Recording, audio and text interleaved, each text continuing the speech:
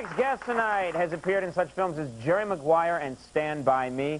You may also know him from the television show Sliders or the recent miniseries The 60s. Please welcome Jerry O'Connell.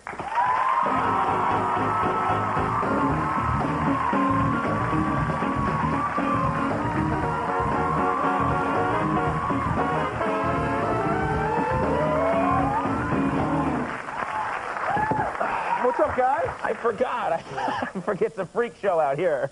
All night long. Enjoy. Come on. You got to jump over the back of your chair. Oh, man. I don't know if I got that kind of vertical. You have vertical, bro. Yeah, there's springs in the chair. Seriously, you should be playing for the Lakers. Yeah, he's an athlete, that guy. Let's talk about, I just mentioned you were in the 60s. I was in the 60s. Miniseries? Yeah, it was a lot of fun. Do a lot of research for the 60s. Yeah, because you wouldn't know what that would be like. Yeah, no, I wasn't even sperm in the 60s. I wasn't even a twinkle in anyone's eye. There's got to be a nicer way to say that. I wasn't even a twinkle in my parents' eye. How about that? Yeah. But, you know, they had all these technical advisors on set for, like, the Woodstock scenes, and I thought, this will be great. I'll work with them as an actor, and I'll really get my character down. And these guys who went to Woodstock, really, of all of them, I was the only one who had teeth. They were the freakiest people. I'm not like preaching Nancy Reagan here, but people just say no. These people were so freaky. It really, it was kind of scary. I could tell you something about the 60s. You were there. He's been in every era in history. He travels through time.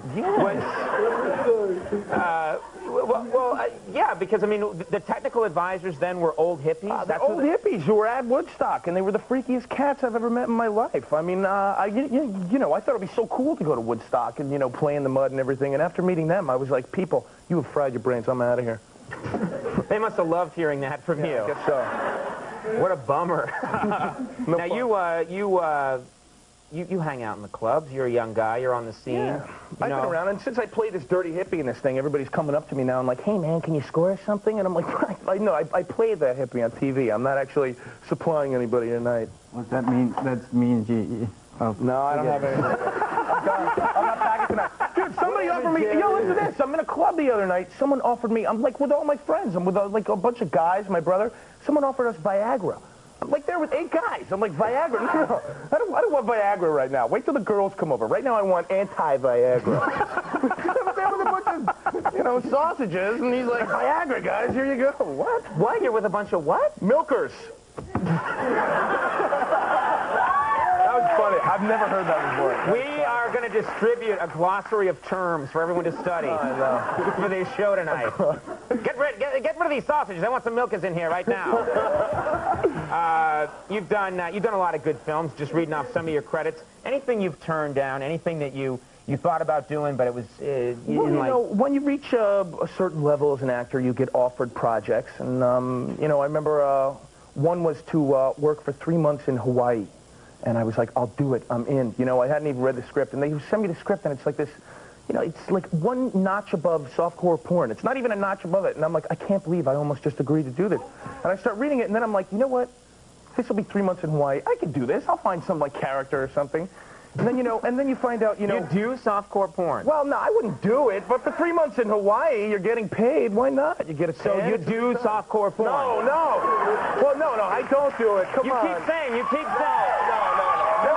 No sausages, I'm all No, but it's funny, you keep saying, no, I'm not going to, but I mean, I would do it. Well, you find out, you're co-starring with Kato Kaelin, and you're like, that's it, all right, I'm out, I'm not doing it. Kato Kaelin was in it? Well, no, I'm just exaggerating. He's just a character that might have been in it. Yeah. I didn't do it. Come on, I'm on good terms. That was good for David and I are actors who have nothing but respect for our careers. Isn't that right? That's right. We do great pieces together like Scream 2. Come on,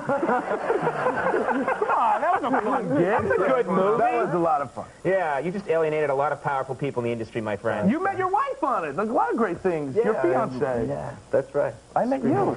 Yeah, I know. I love you, Jerry. I love you, David. Let's leave her behind. No, I didn't mean that.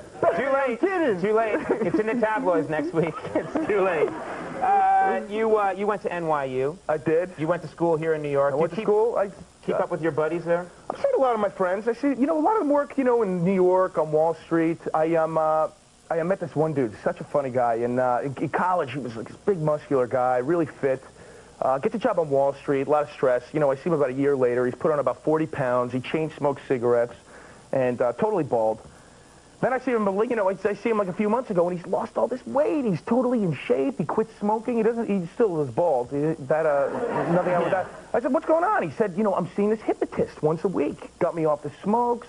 Got me totally in shape. I do 500 sit-ups a day. I don't even know why I'm doing it. He's like, you should. What? You should. He does them against his will. Oh yeah, he's like, wait in the morning. He immediately does them. The hypnotist does it. He's like, you should go. I'm like, for what? He's like, for motivation. So I'm thinking. So he's like, give him a call. So I give the hypnotist a call, and he's like, you know, I can work on motivation. And I'm like, well, I don't really need motivation. He's like, there's got to be an aspect of your life you need motivation in. And I said, well, you know, sometimes if I talk to like really, really attractive women, like supermodel women that you meet at these parties, I get a little nervous. I might stutter a little bit, or I talk a little fast. And I said, well, you know, I'd like a little, you know, more motivation, you know, sort of like supermodel motivation. Maybe you could help me out with that. Boom, I got an appointment tomorrow. I'm going in for supermodel integration hypnosis. And hopefully in 3 weeks, I'll be walking in here with Christy Turlington.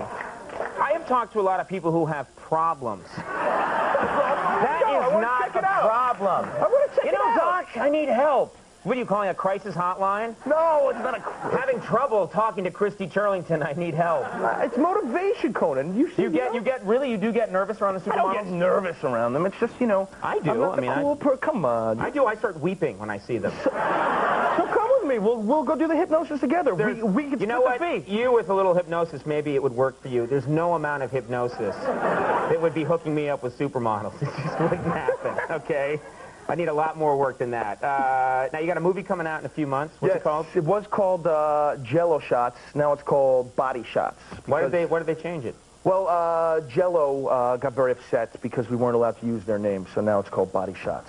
Does Jello not like their name, their corporate name, being used in terms of Jello shots? Is that what they don't like? I think so. I don't think... That is amazing. That's like, you know, between over-drinking and hospitals, that's all they have. Yeah, Jell-O. I know. I mean, I would think that's their demographic right there. I don't know why they wouldn't want it. It's like they're acting like they're ignorant of Jello shots. Where have they been all this time?